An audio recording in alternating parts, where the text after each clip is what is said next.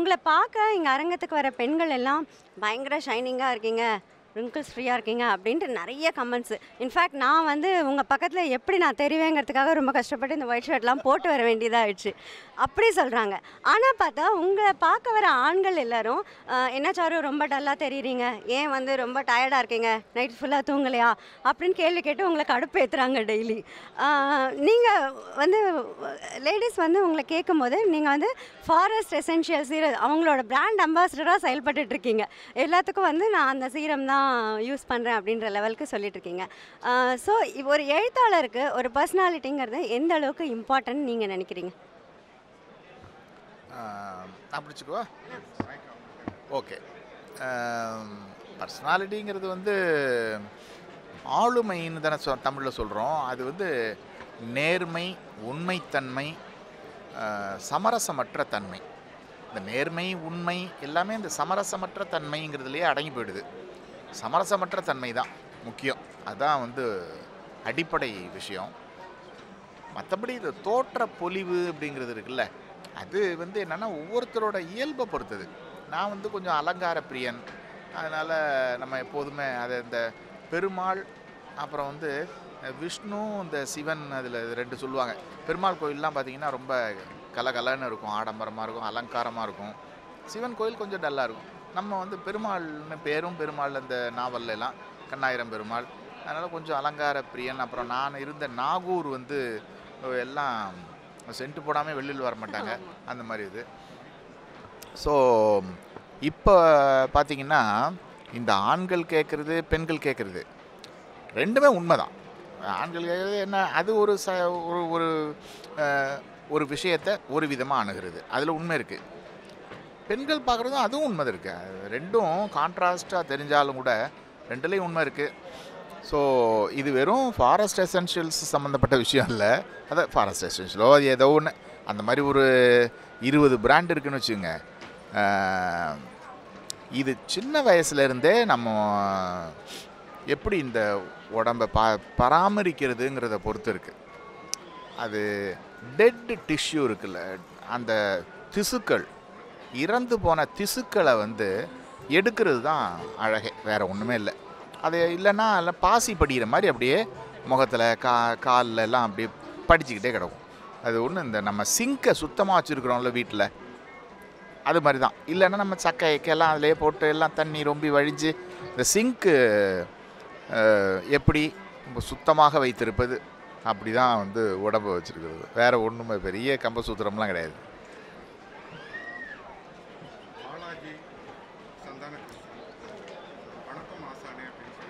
சரி, வணக்கம் வணக்கம் பாலாஜி. அடுத்தது புக் ஃபேரில் உங்களை பார்க்க வந்த உங்கள் ஃப்ரெண்டு வந்து மூஞ்சை திருப்பிக்கிட்டு போயிட்டாரு, அந்த மாதிரி சொல்லியிருக்கீங்க.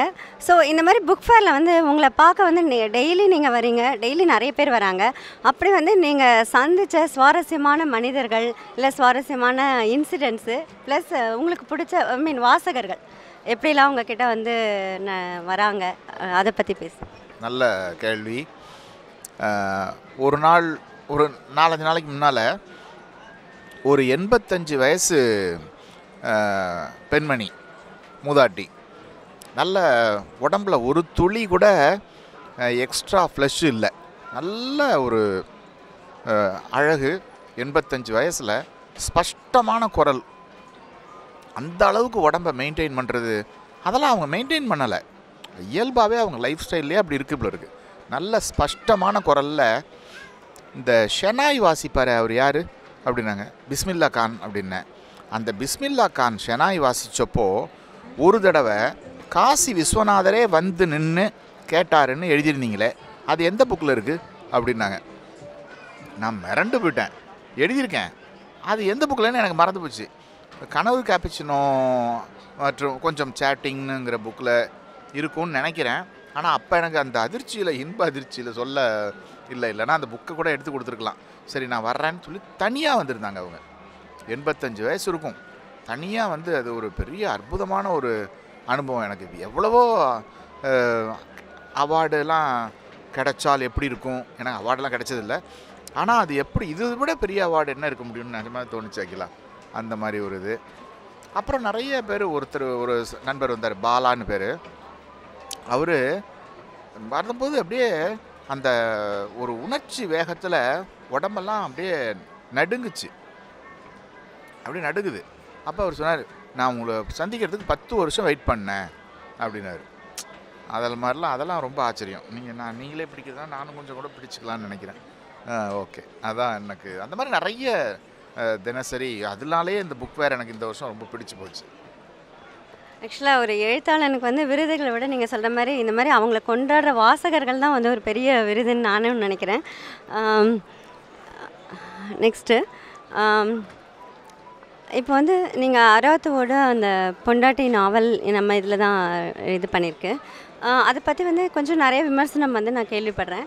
விமர்சனம் அப்படின்னா என்னென்னா, ஒரு வந்து அது இலக்கிய தரத்துக்குள்ளே அவரோட எழுத்து வரலை, பட் சாரு ஏன் வந்து அவரை வந்து தூக்கி வச்சு கொண்டாடுறாரு அப்படின்ற விதமாக நிறைய பேருக்கு அந்த கேள்வி இருக்குது. நீங்கள் ஆல்மோஸ்ட் கொஞ்சம் பேருக்கு நீங்கள் எக்ஸ்ப்ளனேஷன் கூட கொடுத்துருக்கலாம். இருந்தாலும் இந்த லைவில் சொன்னீங்கன்னா இன்னும் நிறைய பேருக்கு ரீச் ஆகும்னு நாங்கள் நினைக்கிறோம். என்னென்னா, இன்னைய வரைக்கும் கூட சாரு நிவேதிதா ஒரு இலக்கிய எழுத்தாளர் இல்லை அப்படின்னு நிறைய பேர் நினச்சிட்ருக்காங்க, சொல்கிறாங்க. இன்னைய வரைக்கும் அந்த சிறந்த நாவல்கள் பட்டியலில் ஒரு 100 நாவல் சிறந்த தமிழ் நாவல்னு போடுவாங்க. அந்த மாதிரி பட்டியலில் என்னோடய நாவல்லாம் வந்ததே கிடையாது. 10 நாவல்னு ஒரு பட்டியல் போடுவாங்க, அதுலேயும் வந்ததில்லை. சுவாரஸ்யமாக எழுதுவார். அவர் வந்து ஒரு பத்தி எழுத்தாளர், அதாவது காலமிஸ்ட்டு. ஆனால் அவர் இலக்கியன்னு யாரும் சொல்ல மாட்டாங்க. இந்த மாதிரி இந்த லெகசி இது வந்து அராத்துவுக்கும் வந்துக்கிட்டு இருக்கு. அதனால் இது வந்து லைஃப் லாங் வந்து இது சுமக்க வேண்டிய ஒரு சிலுவை மாதிரி போக வேண்டியதான். மற்றபடி இந்த நாவலை பற்றி பொண்டாட்டி, இந்த நாவல் இலக்கிய ரீதியாக இல்லை அப்படின்னு சொன்னால் அது அவங்கள இலக்கியம் பற்றின பார்வையில் இருக்கிற வேறுபாடு. நான் அவங்கள வந்து தப்பாக சொல்ல மாட்டேன். ஏன்னா கேங்ஸ் ஆஃப் வாசேபூர் அப்படிங்கிற நாவல் குப்பை நாவல் இல்லை, சினிமா குப்பை அப்படின்னு சொல்லி ஒரு எழுத்தாளர் எழுதியிருக்காரு. நான் வந்து அது கிளாசிக்னு எழுதியிருக்கேன். அவர் வட துருவம், நான் தென் துருவம்.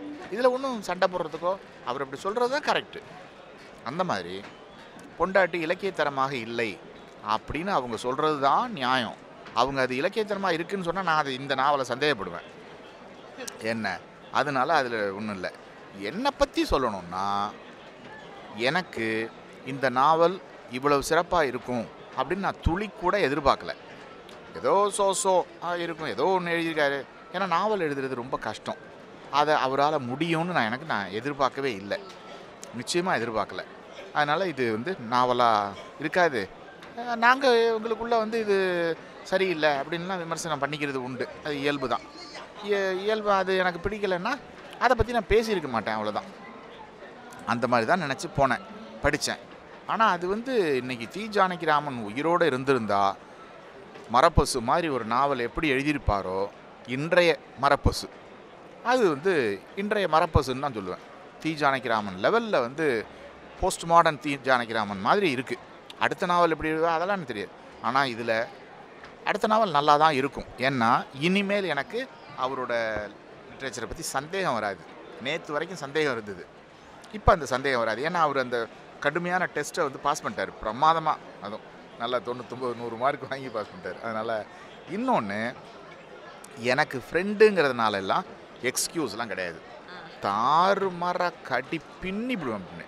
அதனால் அந்த என் ஃப்ரெண்டுன்னு சொல்கிறதுக்காக எப்படின்னாருன்னா, என்னை பற்றி தெரியாதவங்கன்னு தான் சொல்லுவேன். அவரும் அப்படி தான். அவர் என் ஃப்ரெண்டுங்கிறதுக்காகலாம் சாருவை பாராட்டி பேசுகிறது, இந்த முதுகு சொரிஞ்சு விடுறது, இந்த மாதிரிலாம் வந்து பிடிச்சோம்னா ஒரு ஒயின் பாட்டில் வாங்கி கொடுக்கலாமே தவிர நாவல் நல்லா இருக்குன்னு சொல்கிற அளவுக்குலாம் நம்ம வந்து மட்டமான ஆள் கிடையாது. அதை ஏற்றுக்கிற அளவுக்கு அவரும் மட்டமான ஆள் கிடையாது. அடுத்த கேள்விக்கு போகலாம். இப்போ ஒரு வாசகர் கேட்டிருக்காங்க, பாரதி மோகன் அப்படின்ற வாசகர். ஜெயமோகன் உடனான உங்களது சந்திப்பு எப்படி இருந்தது விகடன் அவார்ட்ஸில்? ஓகே, ஜெயமோகன் எப்போவுமே பழகுவதற்கு மிக இனிமையான மனிதர். அது ரொம்ப அடிக்கோடிட்டு சொல்லணும். பழகுவதற்கு ரொம்ப ரொம்ப இனிமையான மனிதர்.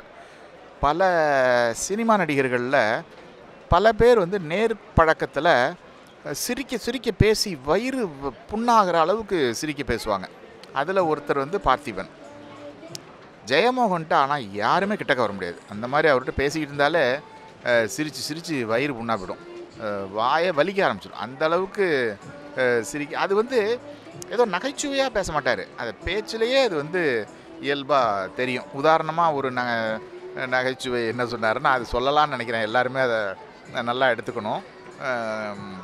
ராமகிருஷ்ணன் அப்படியே வந்துக்கிட்டு இருந்தார், எஸ் ராமகிருஷ்ணன். பக்கத்தில் தான் அவரோட முதல் வரிசையில் நாஞ்சில் சம்பத் உட்காந்துருந்தார். டக்குன்னு இதெல்லாம் யோசித்து சொல்கிறது இல்லை, நாஞ்சில் சம்பத்தோட அண்ணன் மாதிரியே இருக்கார்ல ராமகிருஷ்ணன் அப்படின்னாரு. இப்போ நான் மேடையில் இருந்துட்டு பயங்கரமாக சிரிச்சிட்டேன். அந்த மாதிரி வந்து அப்புறம் இன்னொரு தடவை அந்த மாதிரி பேசிக்கிட்டே இருந்தார், சிரித்து சிரித்து. ரொம்ப அவரோட பக்கத்தில் இருந்தாலே அந்த அன்பு மயம். அது எழுத்தில் வந்து அது வேறு, எழுத்து வந்து ஒரு காரச்சாரமாக தான் இருக்கும். அது ஒன்று இவரோட நகைச்சுவை வந்து அது எழுத்தில் வரலைன்னு கூட நான் சொல்லுவேன். ஆனால் நேரில் மிக மிக அன்பான, என்னை பற்றியும் சொல்லலாம், நான் என்னோடய எழுத்தும் ரொம்ப உக்கிரமாக நெருப்பு மாதிரி இருக்கும், நான் ஆனால் ரொம்ப அன்பான ஒரு ஆள். அது எழுத்தில் அன்பு இல்லைன்னு இல்லை, எழுத்து உண்மை, அது அவ்வளோதான். அது நெருப்புக்கிட்ட போனால் அது சுடத்தானே செய்யும், அந்த மாதிரி தான் அது, அவ்வளோதான். எனக்கு வந்து இது நீங்கள் சொல்லும்போது ரொம்ப ஆச்சரியமாக இருக்குது. ஏன்னா ஜெயமோகன் பற்றி நானும் அப்படி தான் நினச்சிட்டு இருந்தேன். அவர் எழுத்து படிச்சிருக்கோம், நம்ம அவரை பார்த்தது கிடையாது. ஸோ பார்க்குறதுக்கு வந்து இப்போ உங்ககிட்டயாவது நான் அன்றைக்கி வந்து பேசினேன். பட் அவர்கிட்ட வந்து எனக்கு வந்து அப்படி பேச போகலாமாங்கிறதே ஒரு பெரிய ஒரு கேள்வியாக. பேசினா என்ன, எல்லாரும் வந்து ஒரு விதமான விமர்சனம் அவர் மேலே வைக்கிறாங்க. அவர் பார்க்க போகலாமா, பேசினா ஒரு வாசகர்கிட்ட எப்படி பேசுகிற அப்படின்ற ஒரு பயம் எனக்கு இப்போவும் கூட இருக்குது. இப்போ நீங்கள் சொன்னதுக்கப்புறம் வந்து தைரியமாக ஒரு வாட்டி அவரை போய் பார்க்கலான்னு நினைக்கிறேன் நான். அடுத்தது கௌதம் அப்படின்ற வாசகர் கேட்குறாங்க, சமகால எழுத்துலகம் வாசகர்களிடையே எப்படியான நம்பிக்கையை உருவாக்கி கொண்டிருக்கிறது? ஓகே, நான் இந்த புக் ஃபேரில் பார்க்கும்போது, புக் ஃபேருக்கெல்லாம் நான் வரமாட்டேன்னு தான் சொல்லுவேன் முன்னாடி, போன வருஷம்லாம். இப்போ இந்த 0 டிகிரி பப்ளிஷிங்கில் என்னோட ஒரு 22-21 புத்தகம், பழசு புதுசு எல்லாம் சேர்ந்து வந்திருக்குது. இருந்தாலுமே எனக்கு வாசிப்பு சம்மந்தமாக ஒரு அவநம்பிக்கை இருந்தது. ஆனால் ஒரு நாளைக்கு இங்கே 300 புத்தகத்தில் கையெழுத்து போடுறேன். அவங்க எல்லாம் எப்படி இருக்காங்கன்னா, 2 சாரார். ஒன்று வந்து ஒரு 80% 30 வயசு கீழே, அவங்க எல்லாம் ஃபேஸ்புக்கு இந்த வழியாக, சோஷியல் மீடியா வழியாக, ட்விட்டர் அது வழியாக வர்றாங்க. நான் அவங்கெல்லாம் படிக்க மாட்டாங்கன்னு நினச்சேன். அந்த எண்ணம் உடஞ்சிருச்சு, அது ஒன்று. மீதி 20 பேர் வந்து எபவ் 60, அந்த 20%. ஸோ 300 புக்கில் கையெழுத்து போடும்போது இன்றைக்கி அப்போ தான் எனக்கு நிதர்சனம் தெரியுது, ரியாலிட்டி. இவ்வளவு நாள் என் புக்கு வேறு கிடைக்காது. ஸோ அதனால் வந்து சுற்றிவிட்டு ரொம்ப டிஜெக்டட் மூடில் போயிடுவேன். ஏன்னா புக்கு இவ்வளோ விற்கிதுங்கிறாங்க, நம்ம புக்கு இப்போ தான் நிறைய தெரியும். 300 புக்கில் கையெழுத்து போடுறோன்னா சில பேர் வந்து என்னென்னா வேடிக்கை, இவர் தான் ஒரே எப்போ பார்த்தாலும் காரச்சாரமாக எழுதுகிறாரு, கையெழுத்து கேட்டால் திட்டிப்பிடுவாருன்னு சொல்லி கையெழுத்து வாங்காமே ஓடிடுறாங்க. நான் பிடிச்சி வச்சு இப்போ கையெழுத்து போட்டு கொடுக்குறேங்க அப்படின்னு சொல்லி பட வேண்டியிருக்கு. அதனால் ஒரு ஆஸ் அ ரைட்டர் இது எனக்கு வந்து ஒரு புது ஐ ஓப்பனிங். அவங்களுக்கும் என்ன வந்து ஒரு ஃப்ரெண்ட்லியான இதுன்னு அந்த கேள்வியை இன்னொரு தடவை படிக்கலான்னு தோணுச்சு. அது ஒரு இன்னும் சரியாக என்ன கேட்டிருக்காரு. சமகால எழுத்துலகம் வாசகர்களிடையே எப்படியான நம்பிக்கையை உருவாக்கி கொண்டிருக்கிறது? ஸோ இது வந்து எனக்கு ஏற்பட்ட நம்பிக்கை. மற்றபடி என்ன விதமான நம்பிக்கை, அந்த சோஷியல் மீடியாவிலேருந்து புக்குக்கு வர்றாங்க இல்லையா, ஸோ அதுவே ஒரு மிகப்பெரிய நம்பிக்கைன்னு தான் சொல்லணும். இப்போ சோஷியல் மீடியா வந்து ஒரு நிஜமாகவே ஒரு பெரிய பங்களிப்பு தான். ஏன்னா எழுத்தாளர்களுக்கும் வாசகர்களுக்கும் இடையே இருக்கிற அந்த கேப் வந்து ஃபில் பண்ணுறாங்க. அந்த சோஷியல் மீடியாங்கிறது ஃபில் பண்ணுது, நெருக்கமாக கொண்டு வருது. நம்ம பேசலாம், அவங்கக்கிட்ட இது பண்ணலான்ற இதை கொடுக்குது. இந்த இடத்துல இன்னொரு கேள்வி எனக்கு, இப்போ ஆன்லைன்லேயும் புக்ஸு நீங்கள் சேல் பண்ணுறீங்க, ப்ளஸ் புக் ஃபேர்லேயும் இது என்ன மாதிரியான வாசகர்கள் நீங்கள் சொல்லிட்டீங்க, 2 விதமான வாசகர்கள். அப்போ நடுவில் உள்ள கேட்டகரி வந்து என்ன விதம், ஏன் வரல அவங்க, அப்படி என்னைக்காவது யோசிச்சிருக்கீங்களா? ஒரு யங் ஜென்ரேஷன் வராங்க, ப்ளஸ் வயசானவங்க வராங்க, அப்போ நடுவில் இருக்கிறவங்க வந்து ரொம்ப முக்கியம். ஏன்னா இன்றைக்கி நம்ம இந்தியாவில் நம்ம தமிழகத்துலேயும் இந்தியாவிலையும் பார்த்திங்கன்னா அவங்க தான் நிறைய பர்சன்டேஜ். அதாவது அவங்க இன்னொன்று பார்த்தா வந்து அவங்க எல்லாம் ஃபேமிலியில் வந்து ஒரு எப்படியாவது ஒரு செட்டில் ஆகணும்னு வந்து ரொம்ப ஓடிட்டுருக்கிற ஒரு ஆட்கள். அவங்க ஏன் வரல, இல்லை அவங்கள ஏன் நம்ம இதுக்கு கொண்டு வரல, நம்ம எழுத்து உங்களுதுன்ட்டு இல்லை, ஜென்ரலாகவே அவங்க எல்லாம் வந்து ஒரு பணம் சம்பாதிக்கணும்னு ஓடிக்கிட்டே இருக்காங்க. அவங்க யாரும் அந்த புத்தகம் படிக்கிறதுல வரல. அவங்களே எப்படி கொண்டு வருது நம்ம? இந்த கேள்வி ரொம்ப அருமையான ரொம்ப முக்கியமான கேள்வி. ஆனால் கேள்வியிலே பதில் இருக்குது. அவங்க பணம் சம்பாதிக்க ஓடிக்கிட்டு இருக்காங்க. ஏன் பணம் சம்பாதிக்க ஓடிக்கிட்டு இருக்காங்கன்னா, பெண் குழந்தைக்கு கல்யாணம் பண்ணணும், ஆண் குழந்தைய பெண் குழந்தை ஆண் குழந்தை 2 பேரையுமே படிக்க வைக்கணும். ஏன்னா பெண்ணுக்கு வந்து எக்ஸ்ட்ரா பர்டன் தான், அதாவது கல்யாணம், அதாவது பேரண்ட்ஸுக்கு படிக்க வைக்கிறதுல 2 பேரையும் படிக்க வைக்கணும், பெண் குழந்தைக்கு எக்ஸ்ட்ராவாக கல்யாணம் வேறு பண்ணி ஆகணும். இப்படிப்பட்ட பேர்டனில் ஓடிக்கிட்டே இருக்காங்க பணம் சம்பாதிக்கிறதுக்கு. அவங்களுக்கு புக்கு படிக்கலாம் நேரமே கிடையாது. அப்புறம் இந்த 2 குழந்தைகளையும் ஒரு அடக்கி ஆண்டு அதை கண்ட்ரோல் பண்ணி மானிட்டர் பண்ணி இந்த மாதிரி அவங்களோட வாழ்க்கையே இந்த குழந்தை வளர்ப்புக்காக அவங்க தியாகம் பண்ணி 60 வயசுக்கு மேலே அப்படியே மேலே போயிடுறாங்கன்னு தான் எனக்கு தோணுது. பாவமாக ரொம்ப பேத்தட்டிக்கான ஒரு நிலைமை. அவங்களுக்கு கிடைக்கிற சந்தோஷங்கிறது இடையில இந்த பேட்டை விசுவாசம் மாதிரியான சாதாரண கமர்ஷியல் படங்களை போய் பார்க்குறது, 1000 2000 செலவு பண்ணிவிட்டு பார்க்குறது இருக்குது பாருங்கள். பாவம், அவங்கெல்லாம் ரொம்ப பாவம். அவங்களுக்கு இப்போ என்னோட பேரண்ட்ஸ் வந்து அப்படி இல்லை. அவங்க வந்து ரொம்ப கீழ்த்தட்டுலேருந்து வந்தவங்க அவங்க. ஆனால் எங்களுக்காக ஆனால் ஒன்று, அவங்களாம் 6 7 குழந்தைகள் 8 குழந்தைகள் அப்படி வருது. ஆனால் இந்த காலத்தில் வந்து அதை தவிர்க்கலாம். இவங்களுக்கு வந்து ஒரு என்டர்டெயின்மெண்ட்டை கண்டுபிடிக்கலாம். அது டிவியில் இவங்க போய் முடங்காமல், அது ஒன்று தான், டிவியில் போய் முடங்காமல் அவங்க வந்து இந்த படிப்பு, இலக்கிய வாசிப்பு, புத்தக வாசிப்பு, ட்ராவல், இதில் தன்னோட நேரத்தை கொஞ்சோண்டாவது செலவு பண்ணலாம். ஏன்னா இன்றைக்கி நேரமே இல்லாதவங்க யூத்துன்னு தான் நினச்சேன் நான். ஆனால் அவங்க சோஷியல் மீடியாவிலேருந்து புக்கு வாங்க வர்றாங்களே. ஸோ இவ்வளவு மொபைல், இவ்வளவு இது வீடியோ கேம்ஸ்லாம் இருந்தாலும் படிக்க வர்றாங்கங்கும் போது அதை நம்ம அப்ரிஷியேட் பண்ணோம். இந்த மிடில் கிளாஸ் கூட்டம் வந்து படிக்க வரணும், கொஞ்சம் டிவியை விட்டுட்டு. அதான். ஓகே, அடுத்தது பாலாஜி ஜி சேகர்ன்ற வாசகர், உங்களுடைய அமீரக பயணம் பற்றி சொல்லுங்கள். அதை பற்றிய புத்தகம் எழுதும் எண்ணமும் உள்ளதா? பாலாஜி நல்லா இருக்கீங்களா?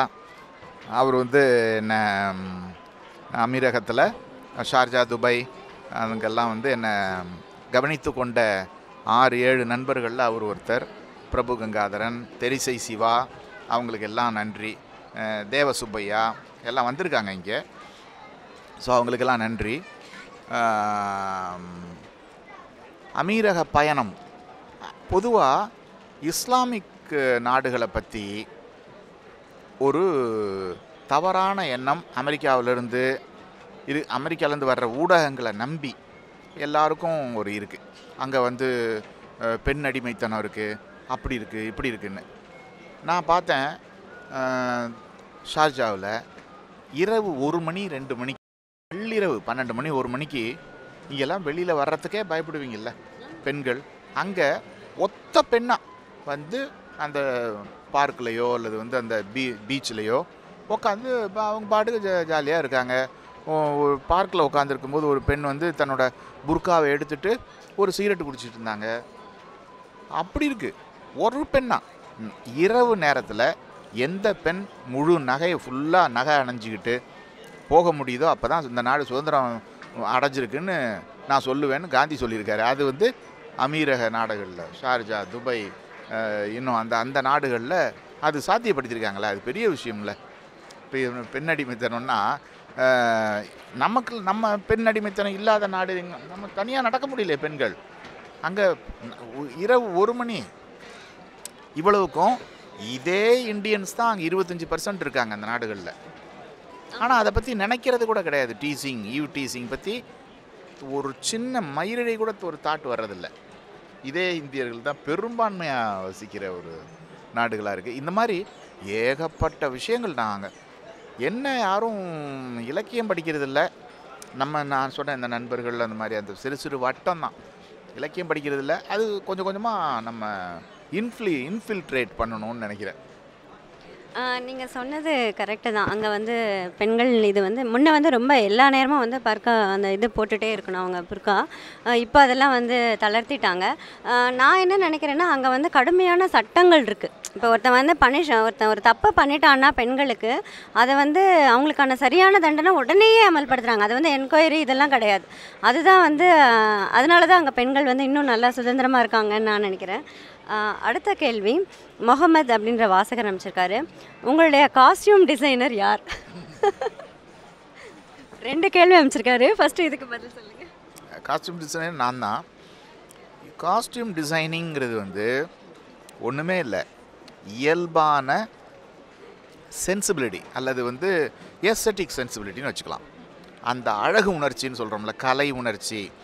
இப்போ எனக்கு ஒரு சினிமாவை ஆர்ட் டைரக்ஷன் பண்ண சொன்னால் கூட நான் அழகாக பண்ணிவிடுவேன்.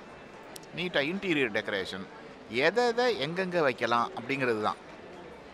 அப்போது நம்ம வந்து இப்போது நான் கொஞ்சம் லினன் ஷர்ட் போடுவேன். இன்றைக்கி லினன் வந்து ரொம்ப ஒரு ஃபேஷனபுளாக வந்துருச்சு.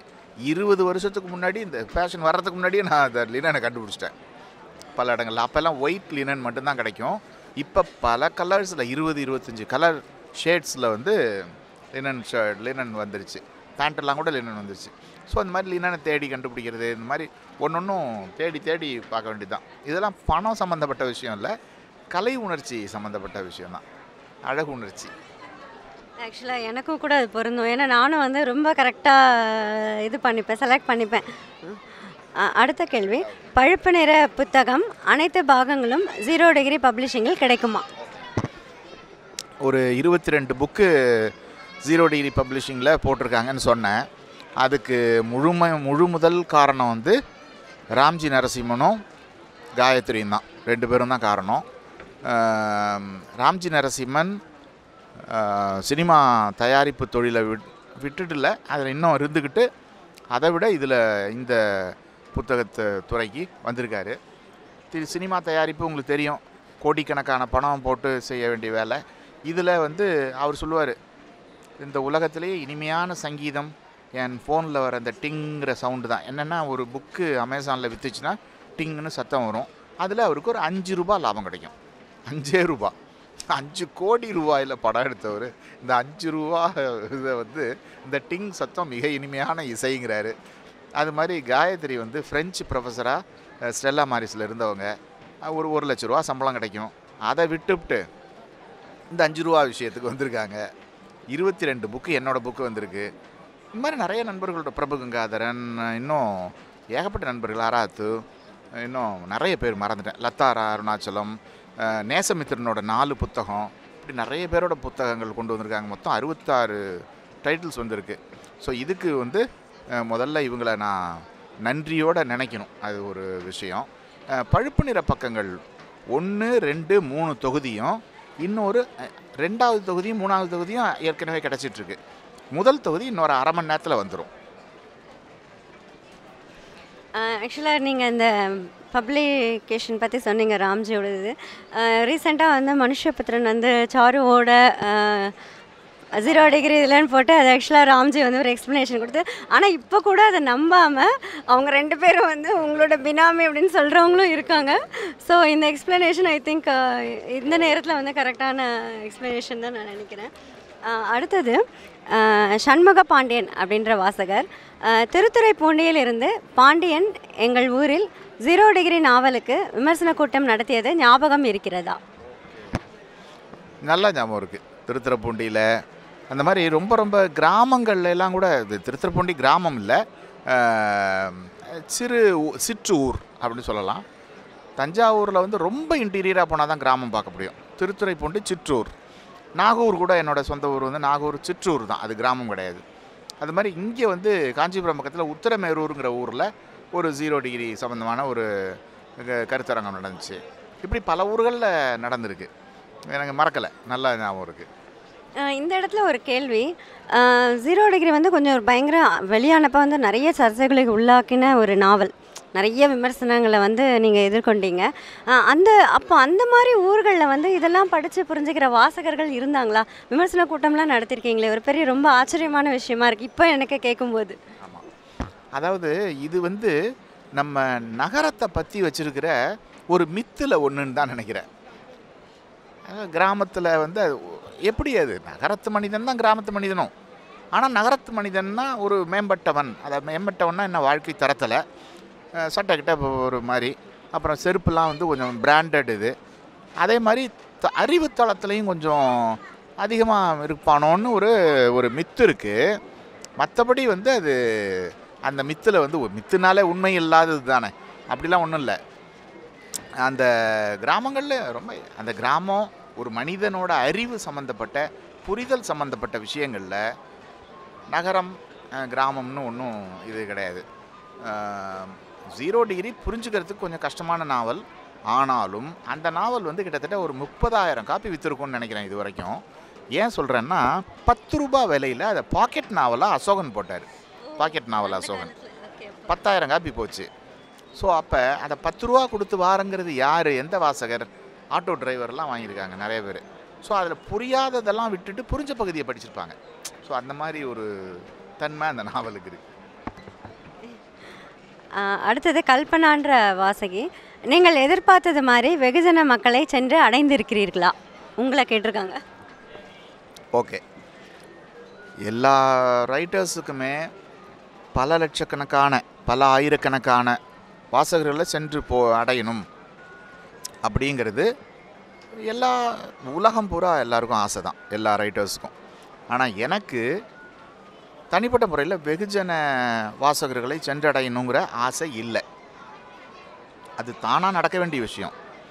பொதுவாக சீரியஸ் ரைட்டிங், அந்த இலக்கியம் அப்படிங்கிறது இப்படி 1000 பேரால் படிக்காமல் 1000 பேரை மட்டுமே சென்றடையாமல் ஒரு 1,00,000 பேர், நான் வெகுஜன வாசகர்கள்னு சொல்லலை, 1,00,000 பேர் சீரியஸான வாசகர்கள், 2,00,000 பேர், 10,00,000 பேர், 10,00,000 சீரியஸான இலக்கிய வாசகர்களை சென்றடைய வேண்டும் தான் நான் நினைக்கிறேன். வெகுஜன வாசகர்கள் அல்ல. ஏன்னா ஒரு 12 மணி நேரம் 15 மணி நேரம் வேலை செய்ய வேண்டிய கூலி வேலை, உடல் உழைப்பில் ஈடுபட வேண்டியவங்க வந்து என்னோடய ரைட்டிங்கை படிங்கன்னு நான் கொடுக்கவே மாட்டேன் நிச்சயமாக. அது ஒரு என்டர்டெய்னிங்கான படிப்பு தான். அவங்களுக்கு வந்து சுஜாதா தான் படிக்க முடியும். அதுதான் கரெக்டும் கூட. நான் என்ன சொல்கிறேன்னா ஒரு 2, 3, 5 லட்சம் பேர் ஒரு சீரியஸ் ரீடர்ஸ் ஒரு தேசத்தில் வேணும். 8 கோடி பேர் இருக்கிற ஒரு நாட்டில் அது வேணும்னு நினைக்கிறேன். ஆனால் இந்த யூடியூப் மூலமாக நிறைய பேரை ரீச் பண்ண முடியுது. இந்த பேச்சு மூலமாக இப்படி பேசுகிறதன் மூலமாக. உதாரணமாக ஒரு டிவியில், நான் டிவினா இந்த மாதிரி ஆன்லைன் டிவியில் பேசுனது 1.5 லட்சம் பேர் கேட்டிருக்காங்க, பார்த்துருக்காங்க, கேட்டிருக்காங்க. ஸோ இதன் மூலமாக கிடைக்கிற ரீச் இருக்குது பாருங்கள். கோயம்புத்தூர் சென்ட்ரல் ஜெயிலில் என்னோடய புத்தகங்கள் வாசிக்கப்படுது அந்த பிரிசனர்ஸால். அதில் ஒரு சில புத்தகங்களை அந்த சூப்பரிண்டெண்டன்ட் வந்து பேன் பண்ணி வச்சுருக்காரு அவர் அளவில். சாரு நிவேதாவா படிக்கக்கூடாது அப்படின்னு சொல்லிட்டு. ஸோ அதெல்லாம் எனக்கு பெருமை தான். என்ன கவர்மெண்ட்டு பேன் பண்ணுறதை விட ஒரு ஜெயில் சூப்பர் அவரை பார்த்து நேரில் பார்த்து நான் வந்து பேன் பண்ணுங்க, இந்த அறம்பொருள் இன்பம்லாம் படித்தா குற்றம் இன்னும் குறையும், அவன் வெளியில் போகும்போது திருந்தின மனிதனாக போவான், கொஞ்சம் அறம்பொருள் இன்பம்லாம் கொடுங்க, ஏன்னா என்னோடய புத்தகங்களில் அது எல்லாருமே படிக்க வேண்டிய ஒரு புத்தகம். அந்த மாதிரி நிறைய புத்தகம் எழுதியிருக்கேன் அப்படின்னு அந்த சூப்பரண்ட் சார்கிட்ட சொல்லணும்னு எனக்கு ஒரு ஆசை. பரவாயில்ல, ஜெயிலில் கூட உங்கள் புக்கு போயிருக்குங்கிறது ஒரு பெரிய விஷயம். அடுத்தது நந்தினி அப்படின்ற வாசகர், we came to Tamil Nadu Chennai last year. It was very hard to find a good book shop. Most of the people are not aware of book shops. Why is it? Okay, இது வந்து நான் மெட்ராஸுக்கு வந்தேன், நல்ல காஃபியே கிடைக்கல அப்படிங்கிற மாதிரி தான் இருக்குது. அதாவது நம்ம வந்து கொஞ்சம் தேடணும். இந்த கூகுளில் வந்து போட்டோம்னா லிட்ரரி புக்ஸ் எங்கே அவைலபிளாக இருக்குது அப்படின்னு ஒரு மெட்ராஸில் அப்படின்னு போட்டோம்னா நிறைய இடங்கள் சொல்லுவாங்க. லேண்ட்மார்க் சொல்லுவாங்க, அப்புறம் வந்து புக்லாண்ட்ஸ் சொல்லுவாங்க. லேண்ட்மார்க் இப்போ இல்லைன்னு நினைக்கிறேன், புக்லாண்ட்ஸ் இருக்குது. புக்லாண்ட்ஸு டி நகரில் இருக்குது. அது போட்டு பார்த்தாலே தெரியும் எந்த இடத்தில் இலக்கிய புத்தகங்கள் சென்னையில் கிடைக்கும் அப்படின்னாலே புக்லாண்ட்ஸ் வந்துடும், டிஸ்கவரி புக் பேலஸ் வந்துடும். அப்புறம் கிழக்கில் வந்து ஒரு நம்பரை டயல் பண்ணால் டயல் ஃபார் புக்ஸ்னே ஒரு இது வச்சுருக்காங்க. வீடு தேடி வந்து அல்லது ஹோட்டலில் தங்கியிருந்தீங்கன்னா ஹோட்டல் தேடி வந்து மறுநாளே கொடுத்துட்றாங்க. அப்புறம் பணுவல்னு இருக்குது. இந்த மாதிரியான எக்ஸ்க்ளூசிவ் கடைகள் தான் இருக்குது. இங்கே போய் நம்ம வந்து ஒரு ஹோட்டல்லையோ அல்லது சாதாரண கமர்ஷியல் புக்கு விற்கிற கடையில் போய் சார் இதை புக்கு கொடுங்க, அவர் புக் கொடுங்கன்னா அந்த இலக்கிய புத்தகங்கள் அங்கெல்லாம் கிடைக்காது. ஸோ நம்ம தான் கொஞ்சம் கூகுளில் போட்டு ஒரு 5 நிமிஷம் செலவு பண்ணியிருந்தோம்னா கிடைக்கலாம். பரவலாக புத்தக கடையில் இருக்காது. அடுத்தது எனக்கு சாருன்னா வந்து எனக்கு வந்து நான் வந்து உங்களை ஒரு கொண்டாட்டமாக ஒரு ஃப்ரெஞ்ச் லிட்ரேச்சர் இப்படிலாம் ஒரு அடையாளத்தோடு தான் நான் உங்களை பார்த்துருக்கேன். ஒரு கொண்டாட்டமான மனிதர், ஃப்ரெஞ்ச் லிட்ரேச்சர், அந்த மியூசிக்கு இது. அப்படி இருக்கும்போது நீங்கள் திடீர்னு வந்து உங்களோட அந்த கொல்லிமலை சித்தர் வீடியோ பார்த்தேன் நான். எனக்கு வந்து பயங்கர ஷாக்காக இருந்தது பார்த்தப்ப. இது வந்து சாரு தானா? ஏன்னா பிகாஸ் நான் சாரு வந்து ஒரு ஆன்மீகவாதியாக நான் ஒரு நாள் கூட யோசிச்சது கிடையாது. ஏன்னா உங்களை நான் அந்த மாதிரி பார்த்ததே இல்லை. அப்போ வந்து எனக்கு அது ரொம்ப ஆச்சரியமாக இருந்தது. என்ன சாரு எப்படி இப்படி ஆனார், எப்படா ஆனார், அவர் இந்த மாதிரி கடவுள்லாம் இருக்குன்னு சொல்கிறாளா அப்படின்ற மாதிரி ஒரு கொஸ்டின் வந்தது. அது சொல்லுங்களேன். இது அகிலா உங்களோட இதுவா? ஆமாம், என்னோட கொஸ்டின். Okay okay. அது என்னென்னா, அதில் நான் வந்து ஆன்மீகமே சொல்லலை. அதில் 1-2 விஷயங்கள் தான் அந்த கொல்லிமலை சித்தர்கள்லாம் பற்றி சொன்னது. அது வந்து நம்மளுடைய பழைய சயின்ஸ் அப்படின்னு தான் நினைக்கிறேன். ஒருத்தர் வந்து இரும்பை தங்கமாக மாற்றுறாரு அப்படின்னு சொன்னால் அது ரசவாதம், அது ஆல்கமிங்கிற சயின்ஸ், அவ்வளோதான். இதில் இந்த ஹிந்துத்துவா வேறு பிரச்சனை வர்றதுனால, அரசியல் இந்துத்துவா அது வர்றதுனால இது அதோட பார்த்து குழப்புற ஒரு சமாச்சாரம் இருக்குது. இதை பற்றி நான் ஒரு 1000 பக்கத்துக்கு நம்ம எக்ஸைலுங்கிற நாவலில் டீல் பண்ணிட்டேன். இருந்தாலும் சொல்கிறேன்,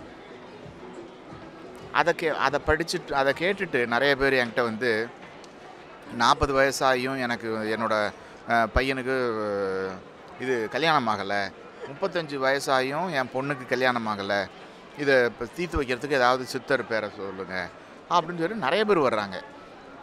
அவர் அப்படி வந்தவர் 1/2 மணி நேரம் என்கிட்ட பேசிகிட்டு இருந்தார் நான் ஸ்டாப்பாக. எனக்கு மென்டல் ஆகிடுவோம் போல் தெரிஞ்சுது. நான் ஒரே வார்த்தையில், நீங்கள் பொண்ணு பார்க்க போகும்போது நீங்கள் போகாமல் இருந்தாலே பொண்ணு கிடச்சிருக்குன்னு சொல்ல தோணுச்சு எனக்கு. ஆனால் சொல்லலை. ஏன்னா அந்த அளவுக்கு ஒரு வயலன்ஸ், அதெல்லாம் வயலன்ஸ். என்னோட 1/2 மணி நேரத்தை அவர் எடுத்துக்கிட்டார் என் அனுமதி இல்லாமல். என்கிட்ட வழி கேட்குறாரு. அப்போ எப்படி வந்து முடியும்? நான் இதை தான் அதில் செய்யாதீங்கன்னு சொல்லியிருக்கேன். என்ன சொல்லியிருந்தேன்னா, நீங்கள் கொடுத்துக்கிட்டே இருந்தீங்கன்னா கடவுள் உங்களை தேடி வருவார், நீங்கள் எடுத்துக்கிட்டே இருந்தீங்கன்னா கடவுளை தேடி தேடி தேடி தேடி கோவிலில் கூட்டம் கூடிக்கிட்டே இருக்கும். ஏன்னா 30-40 வருஷத்துக்கு முன்னால் கூட்டம் இல்லை கோவிலில், இன்றைக்கி தான் கூட்டம் இருக்குது. ஏன்னா நீங்கள் எடுக்க ஆரம்பிச்சிட்டிங்க, பிடுங்க ஆரம்பிச்சிட்டிங்க. இதுதான். இது வந்து அறம் சம்மந்தப்பட்ட விஷயம், இது வந்து கடவுள் சம்மந்தப்பட்ட விஷயம் இல்லை, அவ்வளோதான். இது நான் வந்து வாழ்வியல் ரீதியாக நம்ம எப்படி மதிப்பீடுகளை அமைச்சுக்கணும், இன்னும் எப்படி ஒரு பெட்டர் ஹியூமன் பீயிங்காக மாறணும் அப்படிங்கிறது நம்ம எழுத்து முழுக்க முழுக்க அதை நோக்கினது தானே. அதனால் அது வந்து பார்க்குற பார்வையில் தான் இருக்குது. Okay okay. கல்பனாவுக்கு நன்றி. கல்பனாவுக்கு 70 பேர் பார்த்துட்ருக்கீங்களா? அது ஒரு பெரிய விஷயந்தான். உடனடியாக இன்ஸ்டண்ட்டாக 70 பேர் பார்த்துட்ருக்குறது. உங்கள் 70 பேரோட பேர் தெரியலைன்னாலும் என்ன நீங்கள் பேசுகிறத கேட்டுட்ருக்கிறீங்க, கேள்விகள் கேட்டுட்ருக்கிறீங்க. உங்கள் எல்லாருக்கும் நன்றி. என்றைக்காவது ஒரு நாள் இந்த புத்தக விழாவில் நம்ம சந்திப்போம். அடுத்தது உங்கள் அடுத்த நாவல் எதை பற்றியது, எப்பொழுது எதிர்பார்க்கலாம்? ரசாக் அப்படின்ற வாசகர் கேட்டிருக்காங்க. இந்த கேள்விக்கு பதில் சொல்கிறதுல ஒரு சின்ன அபாயம் இருக்குது. ஏன்னா ஸ்ரீவில்லிபுத்தூருங்கிற நாவல் எழுதுகிறேன்னு சொல்லி 6-7 வருஷமாக ஓடிக்கிட்டே இருக்குது. இப்போ ஆனால் இன்னொரு 6 மாதம் அல்லது 9 மாதத்துக்குள்ளே 1857 அப்படிங்கிற நாவல் வந்துடும். முதல் சுதந்திர போர் அதில் நடந்த ஒரு சம்பவத்தை பற்றி. அந்த சம்பவம் கொஞ்சம் சஸ்பென்ஸாக இருக்கட்டும், அது நம்ம இன்னொரு எப்படியும் அடுத்த புக் ஃபேருக்குள்ளே வந்துடும். அது மிக உறுதியாக நான் சொல்லுவேன். இங்கிலீஷ்லேயும் தமிழ்லையும் சேர்ந்து வந்துடும். நம்ம 1857 சந்திப்போம். அது ஒரு கொண்டாட்டமாக இருக்கும். இது எனக்கு ஒரு பெரிய சர்ப்ரைஸான நியூஸ் தான். ஏன்னா எனக்கு ஹிஸ்டாரிக்கல் நாவலுங்கிறது அவ்வளோ பிடிக்கும். ஸோ 1857க்கு நானும் சேர்ந்தே வெயிட் பண்ணுறேன். அடுத்தது கௌதம் அப்படின்ற வாசகர் கேட்டிருக்காரு. ஒரு முறை இயக்குநர்கள் ஹீரோக்களுடன் ஒப்பிட்டு எழுத்தாளர்களுக்கு கிடைக்காமல் போன அங்கீகாரம் பற்றி பேசியுள்ளீர்கள். வரும் காலத்தில் அதற்கான வாய்ப்பு இருக்கிறதா? இந்த கேள்வியை கேள்வியாக படிக்காமல் அவர் என்ன அர்த்தப்படுத்துகிறாருன்னு கொஞ்சம் சொல்லுங்களேன். அதாவது எழுத்தாளர்களுக்கு அங்கீகாரம் கிடைக்கல அப்படிங்கிறது அவர் சொல்கிறாரு. அது ஏன் அப்படிங்கிறது வந்து அந்த ஆக்டர்ஸ், ஒரு டைரக்டர்ஸ், ஒரு ஆக்டர்ஸ்க்கு கிடைக்கிற அங்கீகாரம் ஏன் எழுத்தாளர்களுக்கு கிடைக்கல? அட்லீஸ்ட் இனிமேல் ஃப்யூச்சர்லையாவது வந்து ஒரு இவங்களை தாண்டி ஒரு எழுத்தாளர்கள் பேசப்படுவார்களா, அதுக்கான ஒரு ரெகக்னிஷன் கிடைக்குமா அப்படிங்கிறது தான் அவரோட கேள்வி. இது வந்து இங்கே கேரளாவில் இந்த மாதிரியான ஒரு கேள்வி எழறதுக்கே வாய்ப்பு இல்லை. ஆனால் தமிழ்நாட்டில் அதுக்கான இந்த மாதிரி கேள்விகள் கேட்டுக்கிட்டே தான் இருக்கணும்னு தோணுது எனக்கு. ஏன்னா இங்கே சினிமாங்கிறது ஒரு மதம் மாதிரி பரவி இருக்குது.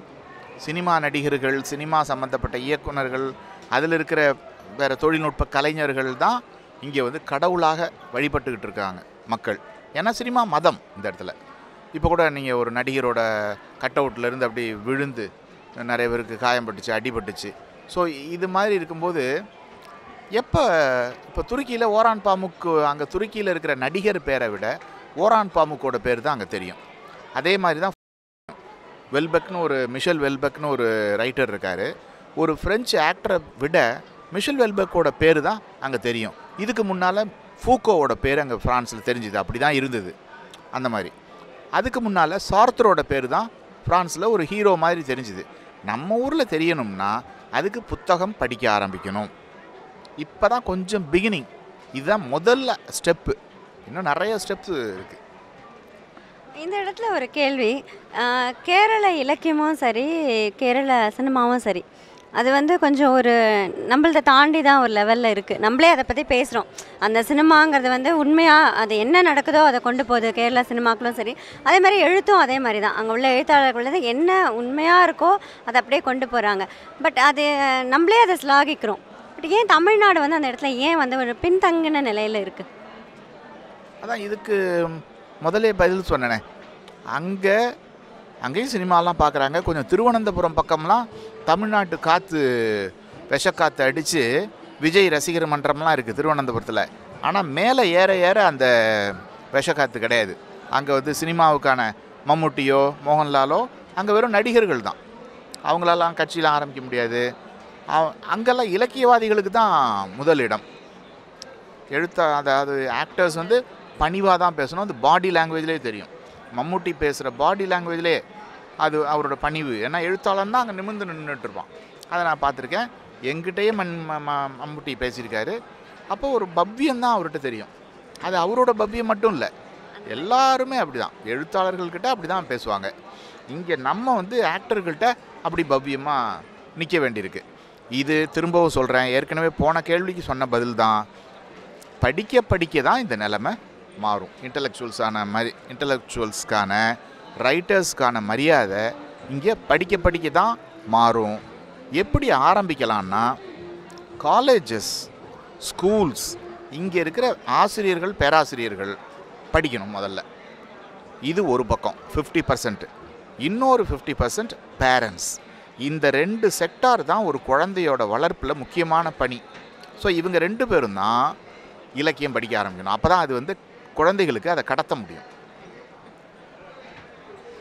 அடுத்தது ராஜ் சிவான்ற வாசகர் கேட்டிருக்காரு. தமிழ் எழுத்தாளர்களின் ராயல்ட்டி பிரச்சனையை ஒழுங்கமைத்து நெறிமுறைப்படுத்த வழி ஏதும் உள்ளதா? இதுக்கும் அநேகமாக இந்த மாதிரி கேள்விகளுக்கெல்லாம் ராஜ் சிவா எனக்கு தெரிஞ்சவர் ஷார்ஜாவில் இருக்கார். எப்படி இருக்கீங்க ராஜ் சிவா? ராஜ் சிவா வந்து நம்ம பெர்லினில் இருக்கார். பெர்லின், அதாவது ஜெர்மனியில் இருக்கிற நம்ம விஞ்ஞான கட்டுரைகள் எழுதக்கூடிய எழுத்தாளர். அவரோட புத்தகங்கள் எனக்கு ரொம்ப பிடிக்கும். அவர் தான் இந்த கேள்வியை அனுப்பியிருக்காரு அப்படின்னு சொன்னால், எப்போ இந்த ராயல்ட்டி பிரச்சனை தீரும் அப்படின்னா, ஒரு புத்தகம் 200 காப்பி தான் விற்கிது, 500 காப்பி தான் விற்கிதுன்னா இந்த ராயல்ட்டி பிரச்சனை இருந்துக்கிட்டே தான் இருக்கும். எப்போ புத்தகங்கள் வந்து ஒரு 20,000 30,000 அப்படின்னு போகுதோ அப்போ தான் லட்சங்களுக்கு போகும் ராயல்ட்டி தொகை. அப்போ வந்து யாரும் ஏமாத்துறதுக்கான வாய்ப்பே இல்லை. 1-2 ஆயிரங்கள் தான் கணக்கு பிரச்சனை வருமே தவிர, ஒரு எழுத்தாளருக்கு வந்து 15 லட்ச ரூபா ராயல்ட்டி கொடுக்கணும்னா அதில் சட்டம்லாம் வந்துடுது, ஏமாத்துறது சட்டம்லாம் வந்துடும். அப்போ யாரும் ஏமாற்ற மாட்டாங்க, முடியாது. 100-200 புத்தகம் காப்பி விற்றா தான் இந்த பிரச்சனை வருது. விற்கிறதே 10,000 காப்பி 20,000 காப்பின்னா எப்படி திருடுறதுக்கு மனசு வரும்? வராது. அடுத்தது சில்வியா பிளாத் அந்த வாசகர் கேட்டிருக்காங்க, 0 டிகிரி பப்ளிஷிங்கில் கண்டிப்பாக படிக்க வேண்டிய புத்தகங்கள் என நீங்கள் நினைப்பது?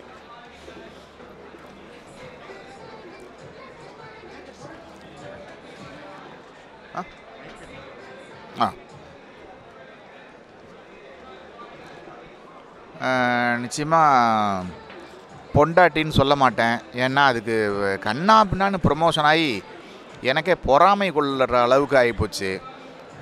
போட்ட ஒரே நாளில் 500-600 காப்பி தீர்ந்து போய் இப்போ ரீப்ரிண்ட் வந்திருக்குது. ஸோ அதனால் அந்த நாவலை பற்றி நான் ப்ரொமோஷன் கொடுக்க மாட்டேன். மற்றபடி என்னோடய புத்தகங்களுக்கு நான் நிச்சயமாக ப்ரொமோஷன் கொடுத்து தானே ஆகணும். என்னோடய பழைய புத்தகங்கள் எல்லாம் வந்திருக்கு. உதாரணமாக மலாவி என்ற ஒரு தேசம், அது ஒரு பயண கட்டுரை மாதிரி இருக்கும். அப்புறம் புது புத்தகங்கள்னு பார்த்தா மெதூசாவின் மதுக்கோப்பை, நாடோடியின் நாட்குறிப்புகள், அப்புறம் பழுப்பு நிற பக்கங்கள் 1, 2, 3ங்கிற 3 வால்யூம், எக்ஸிஸ்டென்ஷியலிசம் ஃபேன்சி பனியனுங்கிற நாவல் பல ஆண்டுகளாக அது கிடைக்கவே இல்லை. இப்போ நான் அதை ரிவைஸ் பண்ணி கொடுத்துருக்கேன். 0 டிகிரி எல்லோரும் படிச்சிருந்தாலும் இப்போ நான் ரிவைஸ் பண்ணி கொடுத்துருக்கிற 0 டிகிரி எல்லாருக்கும் வித்தியாசம் தெரியும். அது என்னென்னா லிப்போகிராமேட்டிக் நாவல்னு சொல்கிறோம். உலக மொழிகள்லேயே லிப்போகிராமேட்டிக் நாவல் 2ஓ 3ஓ தான் வந்திருக்கு. அதில் இது ஒரு நாவல். 1 அப்படிங்கிற 2 வார்த்தையும் இந்த நாவல் முழுக்க இருக்காது. முன்னாடி உள்ள பிரிண்ட்ல எல்லாம் எடிஷன்ல எல்லாம் ஒரு சாப்டரில் மட்டும் 1 இருக்கும். இப்போ ஹோல் புக்லேயும் 1 முழு, அதாவது கமா, மேற்கோள் குறி இதெல்லாம் எதுவுமே இருக்காது. முக்கியமாக 1ங்கிற வார்த்தை இல்லாமல் உங்களால் ஒரு பேராகிராஃப் எழுத முடியுதான்னு பாருங்கள். இப்போவே ஒரு பேராகிராஃப்னு சொல்லிட்டேன், எழுத முடியாது. நான் நாவல் முழுக்க அப்படி எழுதியிருக்கிறேன். என்ன காரணம்னு அதில் சொல்லியிருக்கேன். அது ஒரு ஜிம்மிக்ஸ் இல்லை, அது ஒரு டெக்னிக் இல்லை, அதுக்கு ஒரு ஃபிலசாபிக்கல் காரணம் இருக்குது, அதில் வரும். ஸோ இப்படி பல புத்தகங்கள் இருக்குது. நீங்கள் 0 டிகிரி பப்ளிஷிங்க்கு எழுதி கேட்கலாம், என்ன புத்தகங்கள் சாருவோட வந்திருக்கு அப்படின்ட்டு. நான் உங்களுக்கு சஜஸ்ட் பண்ணுற புத்தகம் புதிய வாசகர்களாக இருந்தால் அறம்பொருள் இன்பம், கனவு கேப்பச்சினோ, கொஞ்சம் சேட்டிங், இந்த 2 புத்தகம் புதிய வாசகர்களுக்கு அறிமுகப்படுத்துவேன். பழைய வாசகர்கள் என்னை தொடர்ந்து வாசிச்சுட்டு இருக்கிறவங்களுக்கு மெதூசாவின் மதுக்கோப்பை, அதை நான் சொல்லுவேன். பிரபு கங்காதரனோட காளிங்கிற புத்தகம் வந்திருக்கு. என்னை அமீரகத்தில் கவனிச்சுக்கிட்ட அந்த 7-10 பேரில் பிரபு கங்காதரன் முக்கியமானவர். இங்கேயும் என்னை ஊருக்கு வரவழைச்சி கவனிச்சுக்கிட்டாருங்கிறதுனாலெல்லாம் நான் பாராட்டுற ஆள் கிடையாது. ஏன்னா என்னை பாரிஸ்க்கு அழைச்சிட்டு போய் 2001 கவனிச்சுக்கிட்டு செலவு பண்ணின ஒரு நண்பரோட நாவலே நான் இது நாவல் மாதிரி இல்லை, டைரி மாதிரி இருக்குதுன்னு சொல்லி அவருக்கு எனக்கும் நட்பே முறிஞ்சு போச்சு. அதனால் அந்த மாதிரி ஆள் கிடையாது. இந்த காளிங்கிற புத்தகத்தில் தாந்திரீக பாலியல், அது ரொம்ப இதுவரைக்கும் எழுதப்படாத ஒரு விஷயம் தமிழில் எனக்கு தெரிஞ்சு சமகால இலக்கியத்தில். அது நீங்கள் அவசியம் படித்து பார்க்க வேண்டிய கவிதை தொகுப்பாக இருந்தாலும் எல்லாருக்குமே புரியும். அது ரொம்ப முக்கியமான ஒரு தொகுப்புன்னு நினைக்கிறேன். நீங்கள் கவிதை தொகுப்புன்னு உடனே நேசமித்திரன் கவிதைகள் நீங்கள் நிறைய பாராட்டியிருக்கீங்க. இன்னும் சொல்லப்போனால் இப்போ எல்லாருமே ஒரு அரசியல் இந்த மாதிரி எழுதும்போது அவர் ஒரு தத்துவார்த்தமாக எழுதுறான்ற மாதிரி நீங்கள் சொல்லியிருக்கீங்க. அவரை பற்றி சொல்லுங்களேன். நேசமித்திரன் ஒரு தமிழ்நாட்டில் மிக முக்கியமாக கவனிக்கப்பட வேண்டிய ஒரு கவிஞர், உரைநடை ஆசிரியர்னு சொல்லலாம். ஏன்னா அவரோட ஷார்ட் ஸ்டோரிஸும் ரொம்ப நல்லாயிருக்கும். மற்றும் சிந்தனையாளர்னு சொல்லணும். அவர் ஒரு பெரிய ஜீனியஸ்னு தான் நான் நினைக்கிறேன். மிக இளைஞராக இருந்தாலும் அது என்னுடைய கருத்து. இப்போ வந்திருக்கிற 4 தொகுப்பில் தத்துவம் மட்டும் இல்லை, அவர் காதல் கவிதைகள், அயல் மகரத சேர்க்கை, அரசியல் கவிதைகள், தத்துவ கவிதைகள்னு இப்போ 4 தொகுப்பு வந்திருக்கு. நான் நேசமித்திரன் கிட்ட வைக்கிற ஒரு தனிப்பட்ட வேண்டுகோள் என்னென்னா, அவர் பல வெளிநாடுகளில் ரொம்ப காலம் வாழ்ந்தவர், அதுவும் ஆப்பிரிக்க நாடுகளில். அதனால் அவர் ஒரு நாவல் எழுதணும் அப்படிங்கிறது என்னோடய ஆசை. அதை நேசமித்திரன் செய்வாருன்னு நினைக்கிறேன். அது கௌதம் அப்படின்ற வாசகர் கேட்டிருக்காரு, சமூக ஊடகங்களில் உங்களை கலாய்த்து வரும் மீம்களை பார்ப்பது உண்டா? அதை எப்படி பார்க்கிறீர்கள்? சோஷியல் மீடியாவில் வர்ற எதையும் நான் பார்க்குறதில்ல. ஏன்னா அதுக்குள்ளே நான் ஃபேஸ்புக்குள்ளே போகிறதே என்னோடய பதிவுகளை போஸ்ட் பண்ணுறதுக்கு தான் போவேன். மற்றபடி கமெண்ட்லாம் பார்க்க மாட்டேன். அது பாவம் ஏதோ அவங்க ஆட்ராமையில் இப்போ போஸ்டரை பார்த்துட்டு முன்னாலெல்லாம் எம்ஜிஆர் ரசிகர் வந்து சிவாஜி கணேசனோட போஸ்டரில் வந்து சாணியை எடுத்து அடிப்பார். அது மாதிரி இன்னொரு இந்த ரசிகர் வந்து அந்த ஆக்டரோட போஸ்டர் மேலே சாணி அடிப்பார். இப்போ அது மாதிரி சாணி இப்போ மாடே அரிதாகி விட்டதுனால சாணி கிடைக்கிறதில்ல. எப்படி வந்து வேறு சோஷியல் மீடியாவில் சண்டை போட்டுற மாதிரி ஆயிடுச்சு. அஜித், விஜய் அந்த மாதிரி இருக்கிறவங்க பாவம். இது இப்போ படித்ததும் ஒரு கோபம் வருதா, திட்டிட்டு போகிறாங்க. அதனால் எனக்கு அதெல்லாம் நம்ம பார்க்கவே கூடாது. வேஸ்ட்டு. நான் பண்ணுற சினிமா விமர்சனங்களால் பாதிக்கப்பட்டு நிறைய பேர் வந்து அதை எப்படி தோணுன்னா, ஒருத்தர் மேலே ஒரு வெந்நீர் ஊற்றிட்டா எப்படி இருக்கும், அப்படியே துடிப்பாங்க இல்லையா? அந்த மாதிரி என்னோடய வார்த்தைகள்லாம் வெந்நீராக மாறி அவங்க உடம்பு மேலே படுதுன்னு தான் எனக்கு தோணும். அதனால தான் அவங்க துடிச்சு திட்டுறாங்க அப்படின்னு தோணும். இந்த இடத்துல நானும் ஒன்று சொல்லணும். நீங்கள் படம் ஓடும்னு நீங்கள் எழுதியிருந்தீங்கன்னா உடனே எல்லாரும் வந்து அதுக்கு எதிரானவங்களாம் ஓடாது அப்பாடா அப்படின்ற மாதிரி சொல்லுவாங்க. நீங்கள் ஓடாதுன்னு எழுதிங்கன்னா ஓடுன்ட்டு அந்த ரசிகர்கள் சந்தோஷப்படுறாங்க. இந்த மனநிலையும் இருக்குது ஆக்சுவலாக சோஷியல் மீடியாவில். அடுத்து ஷபீர் கேட்டிருக்காரு, இன்றைய ஊடகங்கள் நெகட்டிவிசம் எண்ணத்தை விதைப்பதாக உள்ளது. எதிர்காலம் நம்பிக்கையானது என்று உணர்த்த எழுத்தாளர்களின் கடமை என்ன? எழுத்தாளர்களோட கடமை எதுவுமே கிடையாது. சமரசம் இல்லாமல் எழுதிக்கிட்டு இருக்கிறது மட்டும்தான் எழுத்தாளர்களோட கடமை. வாசிக்க வேண்டியது தான் பொதுமக்களோட கடமை. அது எப்படி வாசிக்கணும்னு நான் இவ்வளோ நாள் சொன்னேன். வாசிக்க தான் இந்த உலகம், இந்த வாழ்க்கை, அதுவும் குறிப்பாக தமிழ்நாட்டு வாழ்க்கை இன்னும் கொஞ்சம் பெட்டராக மாறுறதுக்கான வாய்ப்பு இருக்குது. அது கூட எனக்கு வாய்ப்புக்கான வெளிச்சம் இப்போ தெரியலை. படிக்கணும். படித்தாதான் கொஞ்சம் குற்றங்கள் குறையும். அவ்வளோதான். எனக்கு ஒரு கேள்வி. இப்போ நீங்கள் அந்த சித்தர்கள் பற்றி அப்படி சொன்னதுனால வாழ்க்கையை வந்து கொண்டாட்டமாக வாழணுன்னு தான் எல்லாருமே நினைக்கிறோம். அப்படி கொண்டாட்டமாக வாழறதுக்கு ஆன்மீகம் வந்து ஒரு தடையாக இருக்கா? என்னென்னா இப்போ நிறைய பேர் வந்து நிறைய சந்தோஷமாக இருக்கணும்னு ஆசைப்படுவாங்க. ஆனால் ஐயோ இதெல்லாம் வந்து ஒரு சாமி குத்தம் ஆகிடுமோ, சாமி கண்ணை குத்திங் அப்படின்ற லெவலுக்கு யோசிப்பாங்க. செய்ய மாட்டாங்க. இதெல்லாம் வந்து எதிரானது அப்படின்ற விதமாக செய்ய மாட்டாங்க. இப்போ வாழ்க்கையை கொண்டாட்டமாக இது பண்ணுறதுக்கு ஒரு தடையாக இருக்கா அப்படின்னு ஒரு கேள்வி. இன்றைய காலகட்டத்தில் ஆன்மீகம்ங்கிறதே வந்து கிட்டத்தட்ட கெட்ட வார்த்தை மாதிரி ஆகிப்போச்சு. ஏன்னா யோகா டீச்சர்ஸ்லாம் ஆன்மீகங்கிறாங்க. எல்லாருமே ஆன்மீகம்னு சொல்கிறதுனால நம்ம வேறு வார்த்தை போட்டுக்குவோம்.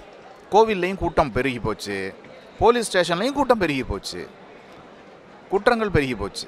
ஸோ அதனால் யாரையும் துன்புறுத்தாமல் வாழறது இருக்கு பாருங்கள், அதுதான் மிகப்பெரிய வாழ்தல் முறை.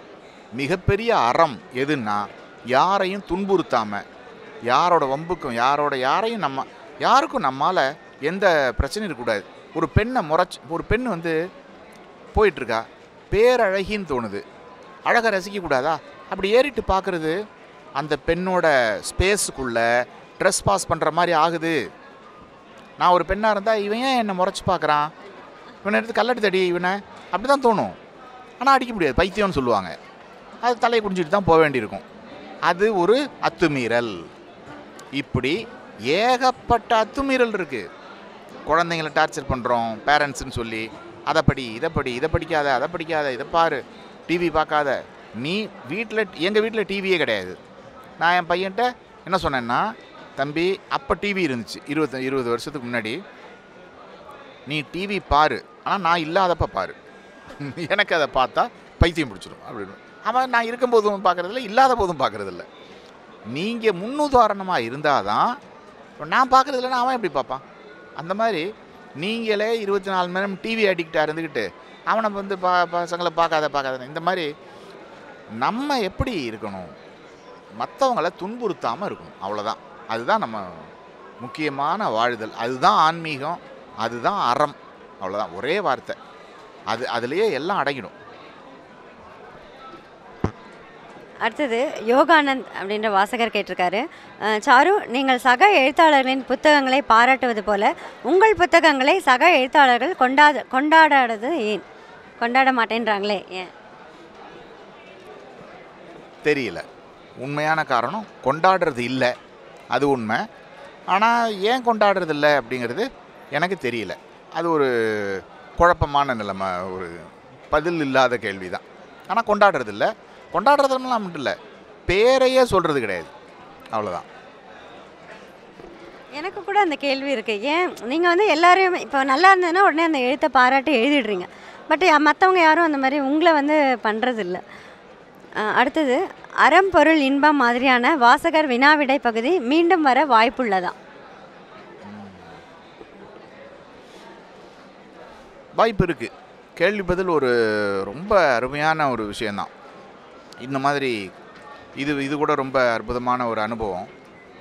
வாசகர்களை நேரடியாக சந்திக்கிறது இருக்குது. அந்த மாதிரி ஒரு வாய்ப்பு கிடைச்சா நிச்சயம் வரும். ஆனால் முடியலை. அடுத்தது எனக்கு வந்து ஒரு கேள்வி. இப்போ நீங்கள் உங்களோட நாவல்கள் பேசப்பட்ட அளவில் வந்து சிறுகதைகள் அந்தளவுக்கு பேசப்படலை. அது நீங்களே கூட ஒரு தடவை சொல்லியிருக்கீங்கன்னு நினைக்கிறேன். இப்போ அந்த மை டியர் ஜோக்கர், நேனோலாம் வந்து எப்போ எழுதிட்டீங்க நீங்கள்? அப்போயே வந்து இந்த சிறுகதைனா இப்படி தான் இருக்கணும், நாவல்னால் இப்படி தான் இருக்கணும் அப்படின்ற ஃபார்மேட்டு கட்டுக்களை எல்லாம் உடைச்செறிஞ்சு தான் உங்களோட நாவல்கள் எல்லாமே எழுதியிருக்கீங்க நீங்கள். அப்போ இந்த நேனோவோ மை டியர் ஜோக்கரோ இப்போது வரவங்களுக்கு, ஒரு புதுசாக அவங்கள படிக்க வர இளைய தலைமுறையினருக்கு புரியும்னு நீங்கள் நினைக்கிறீங்களா? இல்லை அவங்க வந்து இந்த கதைகளை வந்து எப்படி அப்ரோச் பண்ணணும், என்ன விதமாக அவங்க அணுகணும் அதை படிக்கிறதுக்கு? அந்த கதைகளை, அதாவது நேனோ, த ஜோக்கர், அது முழு பேர் வந்து த ஜோக்கர் வாஸ் ஹியர், அப்புறம் வந்து கர்நாடக முரசும் நவீன தமிழ் இலக்கியத்தின் மீதான ஓர் அமைப்பியல் ஆய்வும் அப்படிங்கிற நீண்ட தலைப்பு கொண்ட சிறுகதை, அப்புறம் பிணந்தின்னிகளும் நட்சத்திரங்களிடமிருந்து செய்தி கொண்டு வந்தவர்களும் அப்படிங்கிற கதை, இது எல்லாமே முதல் வாசிப்பில் யாருக்கும் புரியாது. அது ஒட்டுமொத்தமாக என்னோடய கட்டுரைகள் அது இது எல்லாத்தையும் படிச்சுக்கிட்டு அப்படியே கூட ஒரு ட்ராவல் தான். இப்போ உதாரணமாக ஒரு அரேபியன் டெசர்ட் இருக்குல்ல, அந்த டெசர்ட்டுக்குள்ளே டமால்னு நீங்கள் உள்ளே நுழைஞ்சு நடந்துட முடியாது. அதுக்கு நீங்கள் ஒட்டகம் வேணும், நிறைய தண்ணி எடுத்துக்கணும், உடம்பு ஃபிட்டாக இருக்கணும். அப்படி ஒரு தயாரிப்புகளோடு தான் அந்த கதைகள் எல்லாம் போக முடியும்.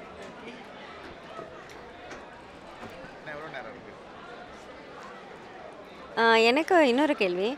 நீங்கள் வந்து ஃப்ரெண்ட்ஸ் லிட்ரேச்சர், அந்த மியூசிக் வந்து ரொம்பவுமே ஸ்லாகிக்கிற விஷயமும் கூட. அது ஏன் உங்களுக்கு அந்த லிட்ரேச்சர் வந்து அவ்வளோ ஒரு பிடித்தமாக இருக்கிறது? அந்த மியூசிக்கும் சரி, அந்த இதுவும் உங்களோட எல்லா கதைகள்லையுமே நீங்கள் அதை சொல்லியிருக்கீங்க. அது ஏதோ ஒரு விதமாக அது உங்கள் கூட ட்ராவல் ஆகிற மாதிரியே எனக்கு ஒரு ஃபீல். ஏன் அந்த ஃப்ரெஞ்ச் லிட்ரேச்சருங்கிறது ஏன் உங்களுக்கு அவ்வளோ பிடிச்சிருக்கு?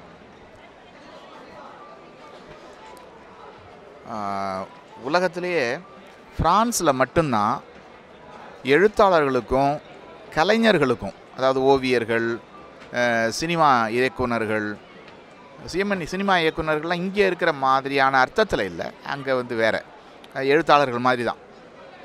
ஒரே வார்த்தையில் சொன்னால் கலைஞர்கள், அதில் எழுத்தாளர்களும் முக்கியமாக வருவாங்க. இவங்களுக்கு உலகத்திலேயே அதிக மதிப்பும் மரியாதையும் இருக்கிற ஒரு நாடு வந்து ஃப்ரான்ஸ் தான். ஒரு புகலிடம்னே சொல்லலாம். அதனால தான் எனக்கு ஃப்ரான்ஸை ரொம்ப பிடிச்சிருக்கு. இன்றைய இலங்கை எழுத்தாளர்களின் படைப்புகள் பற்றிய உங்கள் பார்வை, ஈழ இலக்கியம் அப்படின்னு சொல்கிறோம் இல்லையா, அந்த கேள்வியை கொஞ்சம் நான் முதலே பார்த்துருந்தேன். ஏன்னா அதுக்கு பதில் சொல்கிற அளவுக்கு எனக்கு ஃபிட்னஸ் கிடையாது. ஏன்னா நான் நிறைய படித்ததில்லை, படிக்காமல் சொல்ல முடியாது. ரொம்ப கொஞ்சமாக படித்த அளவில் தற்சமயம் வந்திருக்கிற சாதனாவோட சிறுகதைகள், சிறிய அளவிலான கருப்பு நிற பைபிள், தொலைந்து போன சிறிய அளவிலான கருப்பு நிற பைபிள் அப்படிங்கிற கதை தொகுப்பு சாதனாவோடது எனக்கு ரொம்ப இதாக இருந்தது. ஆனால் அது போதாது எனக்கு, நான் இன்னும் சொல்கிற அளவுக்கு அதில் நான் படிக்கணும். நான் கான்டெம்பரரி தமிழ் லிட்ரேச்சர் அதிகமாக படிக்கிறதில்ல, நிறைய வேர்ல்டு லிட்ரேச்சர் அது இதுன்னு அப்படி போயிட்டுருக்கு. ஸோ அது படித்தா தான் அதை பற்றி சொல்ல முடியும். 2 லாங்குவேஜில் ஃபங்க்ஷன் பண்ணுறதுனால படிப்பு கம்மியாக இருக்குது. தஸ்தாகீர் வாசகர் கேட்டிருக்காரு, பிக் பாஸ் 3ல் நீங்கள் போனால் என்ன நடக்கும்? எனக்கே த்ரில்லாக தான் இருந்துச்சு. இந்த 2வது பிக் பாஸில் என்னை கூப்பிட்றதாக ஒரு புரளி கிளம்பி இருந்துச்சு. என்ன நான் போய் அங்கே இந்த நம்ம சித்தர் பூமி டிவியில் சொன்ன மாதிரி காந்தியை பற்றிலாம் சொல்லிகிட்டு இருந்த மாதிரி சொன்னேன்னா எல்லாம் அடித்து புடிச்சு என்ன வெளியில் போகிறதுக்கான விஷயத்தை லிஸ்ட்டு பண்ணிடுவாங்கன்னு நினைக்கிறேன். வெளியில் போகிறதுக்கு என்ன ஒரு கார்டு இருக்குல்ல, வெளியில் அனுப்புறதுக்கான கார்டு, எல்லாரும் அந்த கார்டை யூஸ் பண்ணுவாங்கன்னு நினைக்கிறேன். இவரை வெளியேற்றணும்னு வெள்ளையனை வெளியேறு மாதிரி நான் அங்கேருந்து வெளியேறிடுவேன். இப்போ வந்து இந்த ஜென்டில்மேனில் வந்து அர்ஜுன் கேட்பார் இல்லையா, ரகுவரன்ட்ட வந்து கேள்வி கேட்டுட்டு அவங்கள வந்து லைவ் ஓடிட்டுருக்கு, நீங்கள் பதில் சொல்லணும் அப்படின்னு. இப்போ நான் உங்களை வந்து லைவ் ஓடிட்டுருக்கு பதில் சொல்லணும் அப்படின்னு சொல்கிற மாதிரி எந்த கேள்வி கேட்டால் நீங்கள் வந்து சைலண்ட் ஆகிடுவீங்க?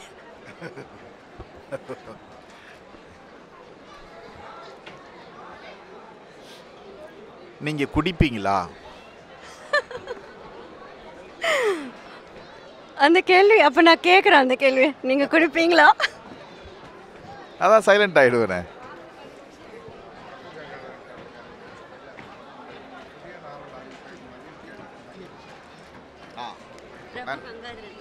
பிரபு கங்காதரன் நன்றி.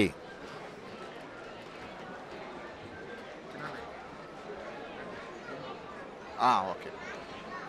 இவ்வளவு நேரம் ஒரு நேரத்தை ஒதுக்கி இங்கே வந்து இவ்வளவு கேள்விகளை கேட்டு என்னோட உரையாடினதுக்கு ரொம்ப லைவ்லியாக ரொம்ப தேரடிக்காமல் அகிலாவுக்கு நன்றி.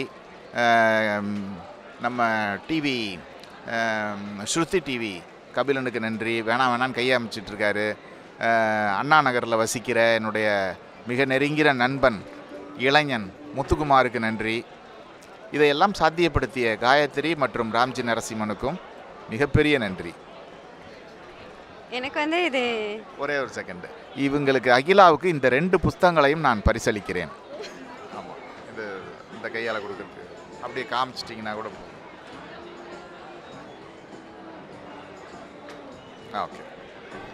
எனக்கு வந்து இது முதல் இன்டர்வியூ, அதுவும் சாரு கூட. Really I am very very happy. இதுக்கு ரொம்ப thanks to Kabilan, Shruti TV.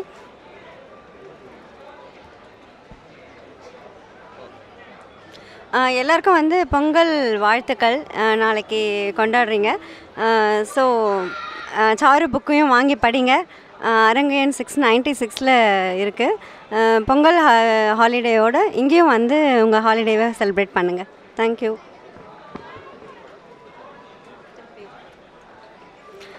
Pongal holidays முடிஞ்சு திருப்பியும் வந்து சாருவோட இன்னொரு லைவ் இருக்கும்.